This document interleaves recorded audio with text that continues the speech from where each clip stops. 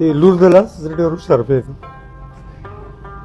ما له خپله خور خفه یم دې ټایم کې، خپله خوښه رانه خفه دی، خپل خوریونه رانه خفه دي د دې لور د لاسه چې ما ته پته وي ما به دې له په ماری لاس ایښی وي، خو داسې کار ته به ما نه پرېښوده.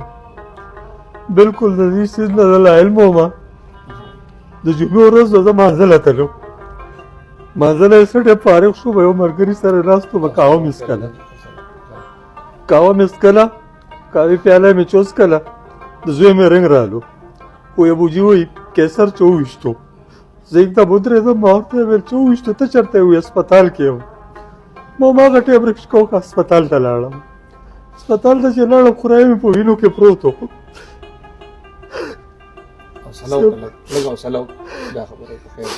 هغه صاحب د دې زوی نو زما مولاد و، هغه ورکوټ یې مې په لاسونو کې لوی کړی و. ښه مینه یې وراسره، ښه محبت یې وراسره د ټولو وروڼو، یوازې د دې نه. خو د دې جنۍ د لاسه زه دې ته ډېر شرمنده یم. علاقه کې مې د نیکه د وختو نه ښه د عزت وخت تېر کړی دی. اوس د دې د لاسه په علاقه باندې تېرېږم نو چې چېرته ضرورت ته تېرېږم نو سترګې مې لکه د خس لاندې ټیټې وي. د دې چې کله دا رشته کېده جي تاسو د خپل لور نه اصل کې اسلام هم وایي چې تپوس به کوئ، که تاسو تپوس کړی؟ بلکل چې تپوس مې ترې کړی و، یو ځل نه څو ځل مې ترې نه تپوس کړی و. 4 کاله مخکې هم ترې تپوس کړی و، د واده نه 2 میاشتې مخکې هم ترې نه تپوس کړی و، د واده نه هفته مخکې مې کېنولې وه، بیا مې هم ترې نه تپوس کړی دی.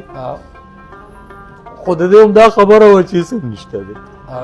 خو دې لور صاحبه زه مونږ ډېر په دوکه کې ساتلي وو، او ډېر په دوکه کې مونږ له ګزار راکړو، دوی هم خراب کړو او مونږ هم خراب کړو.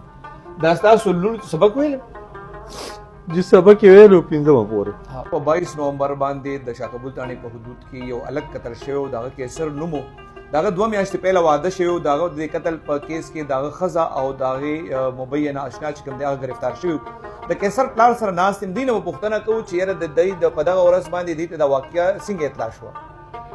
جی دا ماله زه تللی وم چېرته، ماله اطلاع راغله چې ستا زوی چې دی په دغه لګېدلی دی، په ګولو لګېدلی دی. خو ماله دا پته نه وه چې زما زوی څنګه لګېدلی. زه په بس کې ټول بچي مچي مې راغونډ کړل، مور یې وه، ما ترور یې وه او د ترور زوی مونږ را روان شو. ما دې کور واله وویل چې دا زما زوی چې دی دا په دغه کې نه دی لګېدلی، دا چاویشتی دی. زما زړه دا ګوهي ورکوي چې دا چاویشتی دی. د دې نه مخکې چې دا دغه دی به دا وویشتی چې دا جینۍ راتله دې ماله 22 تاریخ دی لګېدو که نه؟ جی جی د ده 2 میاشتې پهله واده شوی و. جی دې څو ورځې پهله دې سخر کر راغلی؟ دې 2-3 پیرې راغو، خو به دا اخري دغه و چې دی ولوي چې د دې ښځې ولوي چې ما ته بوده او بیا به همدې دپاره داسې نه دغه کوم. ما دا 2 میاشتې دي دې دپاره ما بوده، بس بیا به زه نه ځم.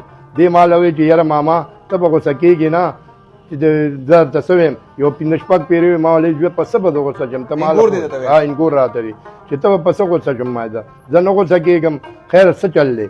دې ما له وویل چې ماما زه ځم کیسر بوځم ځان سره او یو 2 شپې به وکړم او په سهار به موږ د خیره وختي راځو. نو ما ویل زوی ما سره زما زوی سره خو پیسې نشته. دې ما له وویل چې کومې پیسې ما جمع کړي دي او ما له په دغه کې راغونډې شوي به زه کیسر له ورکړم، نو بس بیا به لینډ جوړ شي. بیا دې رالل، بیا دا اطلاع څنګه وشوه؟ بس بیا ما له اطلاع دی وکړه، زما یو خوریي له دې اطلاع وکړم، پلار یې د جینۍ پلار وکړه مهرګل چې یاره راشه ستا دا زوی دغه شوی دی. هغې له ویلي چې هغه له ووایه داسې چې یاره ته داسې وله مه وایه، ته وله ووایه چې هوایي پیرنګ کې لګېدلې، هسې نه چې څه چل پې وشي. نو زه بیا دی راته دا اطلاع راغله. بیا چې ته رالې نو څه وشو؟ بس چې زه راغلم دې هسپتال کې وجي، هسپتال کې چې مې وکتو ما سړی خو بلکل ټیک نه دی. دې کې بیا ناستو زما خیال دی چې شپه تېره شوه که نه، بیا پولیس والا راغی، پولیس والا ما نه ریکارډنګ دغه وایستو چې دا څه حساب دی. ما جي به زما انصاف تاسو سره وکړئ چې زما زوی دی چا وجلی دی، چا ویشتی په ګولو، خو د جینۍ په سازش ویشتی دی، د بل چا نه دی. اورې خو بس بیا هغه وایي چې ټیک ته بس دغه به وشي، دې رانه لړ کړو. دله ما وایي چې یاره دا دغه سړی دی، دی خو دی کې کاتو کې نه دی، دا پلار یې. نو بس بیا رانه لړ شو. بیا تاسو دعوه په چا وکړه؟ مونږ دعوه په دې هلک وکړه، دا چې کوم هلک دی څنګه نام یې دی، نوم یې نه راځي، سهیل اپریدي، په دې مې وکړه او په دې